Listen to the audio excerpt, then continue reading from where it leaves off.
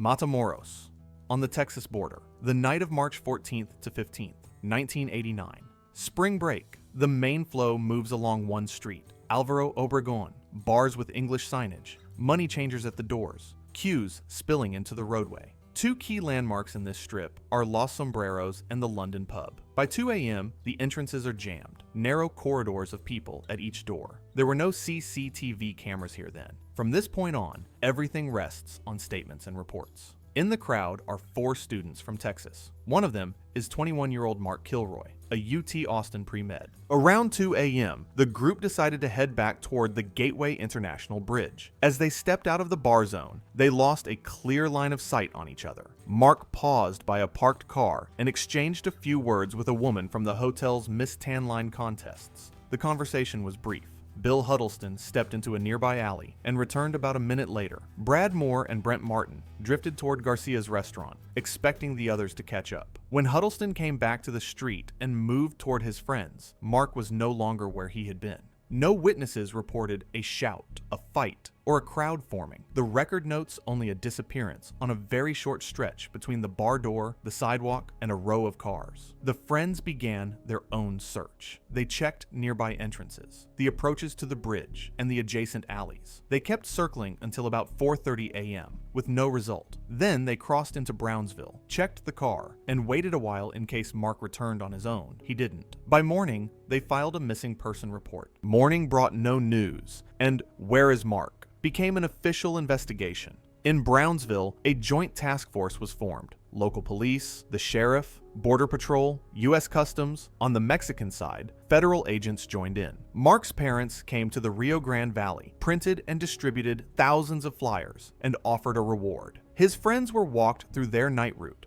Bartenders and street hawkers on Álvaro Obregón were questioned. Hospitals and holding cells on both sides of the bridge were checked. Hypnosis produced a blurry description. A young Latino in a blue checkered shirt with a noticeable facial scar. The line, "Hey, don't I know you?" and nothing solid beyond that. The river and its banks were searched from the air. Nothing. The "he left on his own" version was quickly set aside. No ransom, no cards, or belongings turning up. U.S. officers publicly thanked the Mexican federales for their help, but were wary of municipal and state authorities. Leaks and slow responses looked like someone's connections. The case hit the news. Then, a national crime show. Many calls, no real leads. Narcotics bulletins were cross-checked. No matches. By late March, only a short list of facts remained. Mark disappeared in a crowd. There were 0 witnesses, and the window was minutes. At that moment, the decisive detail would come from something not directly tied to the disappearance. On the highway east of Matamoros, one vehicle would ignore a stop signal at a narcotics checkpoint. There would be no siren, just a quiet tail. From there, another thread would start to unwind,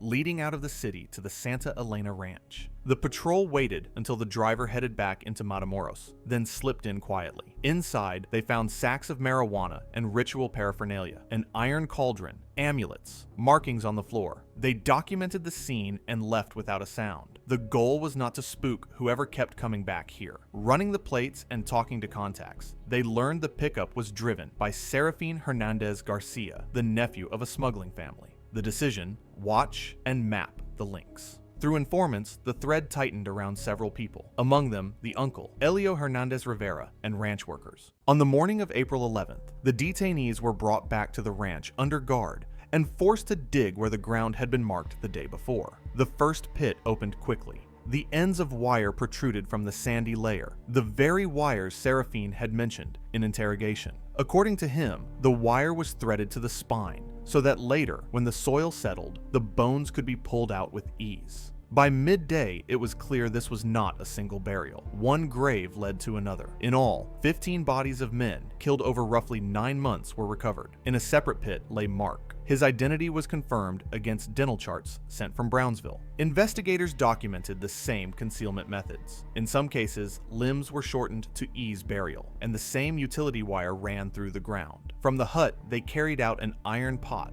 the nganga, containing animal remains, herbs, and coins. Inside, they also found fragments of human tissue. Forensics did not confirm any cannibalism theory. This was ritual paraphernalia used as protection. Crime scene techs and photographers worked the site, and by evening, journalists crowded the perimeter. Images of police tape and evidence boxes spread across the airwaves. For Mark's family, the question was only half closed. Recovery meant the truth existed, but the who and the why would still have to be answered in court. Meanwhile, the investigation moved toward the figure around whom the group had formed, Adolfo de Jesus. Constanzo was not a mysterious stranger, but a man with a traceable biography. Born in Miami in 1962, he entered Afro-Caribbean religious circles early, Santeria and Palo Mayombe. In the mid-1980s, he moved to Mexico City, started as a tarot reader, and sold cleansings and protection to clients from show business, police circles, and the drug trade.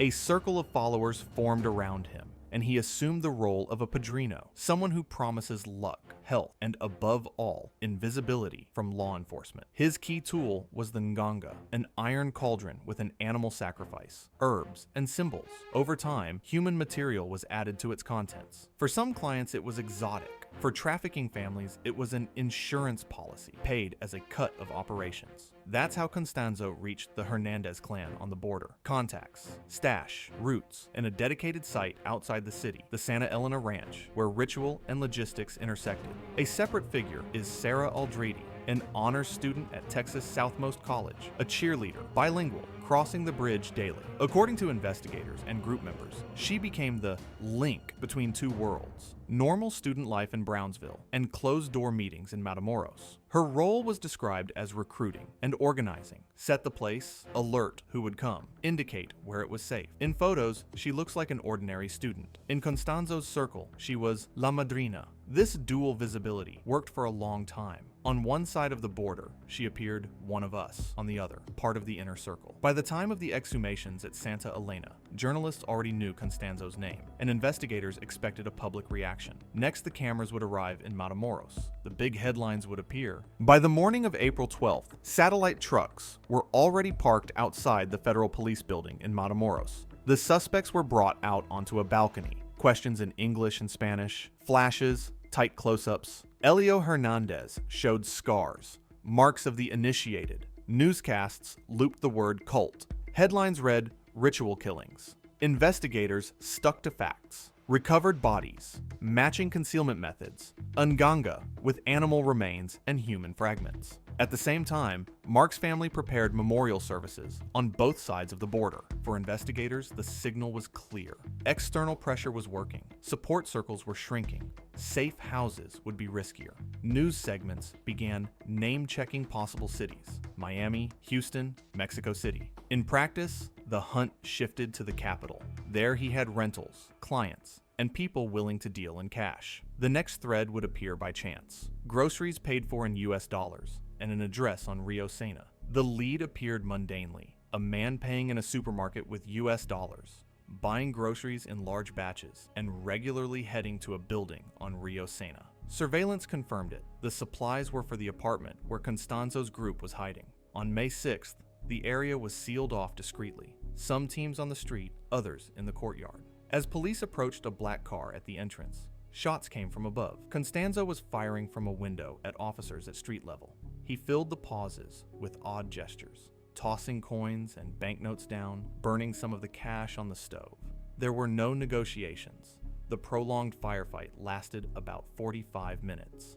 When the ammunition was nearly gone and there was no way out, Constanzo ordered his man, Alvaro de Leon, El Dubi, to shoot. He hesitated, was struck, then obeyed. A burst fired in the closet, killed Constanzo and Martin Quintana. When the team climbed the stairs and forced entry, Sarah Aldrete ran out of the apartment, saying, "He's dead." On scene, police detained De Leon, Aldrete, Oria Ochoa, Juan Carlos Fragoso, and Jorge Montes. 2 more associates were arrested later. Constanzo's identity was confirmed by fingerprints. For investigators, this marked the end of the flight and the start of the case's second phase: interrogations, cross-examinations, and trial.